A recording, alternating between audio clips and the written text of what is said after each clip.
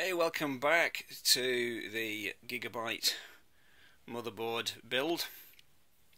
It's taken a slightly different turn. It's now not going to form part of this gaming mod project. Instead, it's going to form part of my daughter's gaming PC. So, you know, this is the way things work out sometimes. They don't always go quite as planned. She's been wanting to put one together, doesn't have a lot of money to spend. It seemed to me that a good place to start would be using a board that we already had. So she's got a budget of about 120 quid. So obviously having this board kind of saved us a lot of money anyway. And with it being an AM3 Plus board, you can still get some really good processors for that. It takes up to 32 gigabytes of RAM. There's plenty of scope for it to get enough now for what she needs, with some upgrading ability. She's basically wanting to be able to play Overwatch, so that's what we're looking at. However, the problem is the processor in there just isn't going to cut it. It's an Athlon X2, I can't remember the exact model, but it's not super fast.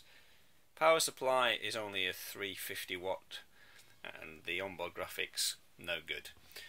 So how have we managed to kind of keep the cost to that and come up with a suitable gaming machine? Well, basically I donated my 4890. That saved on cost a lot, so she's not had to worry about a graphics card.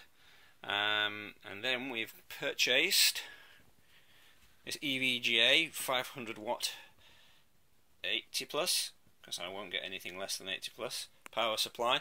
That's cost us about 40 quid, so that was her first expense, £40. In here we've got an OEM version of the AMD FX 4300. I'm just hoping we can focus on that. This camera, unfortunately, is not particularly brilliant at focusing on the finer detail. You can probably just see that. There we go.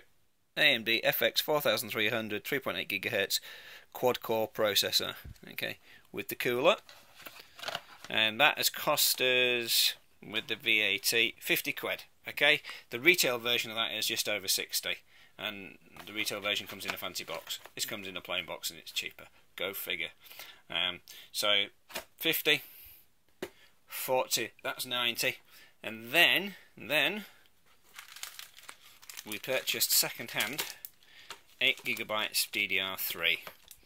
Okay, so that cost us 20 quid. So we've come in at £110, which is absolutely brilliant. We're going to reuse the version of Windows 7 that she's already got, and that's going to be upgraded to Windows 10. We're going to take advantage of that before the end of the month, so that saves us money too. I reckon if we'd have had to buy a new motherboard, had to buy new RAM, had to buy a new copy of Windows, had to buy a new video card, we'd have been looking at nearer £400 for this build. But instead, we've almost got the cost down to 25%.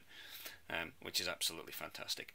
It's probably not going to go in this case. It's probably going to go in her mid-tower case that she's currently using, just because we want the system to be able to breathe a little bit and actually get the cool air in. So that's what we're going to do with it, and we're going to be putting this together a bit later on. So if I get a chance, we'll film it, and then we'll get the system switched on. We probably we'll put it together, not put the graphics card in yet. We'll get everything up and running and then put the graphics card in at the end, just to make sure everything's running.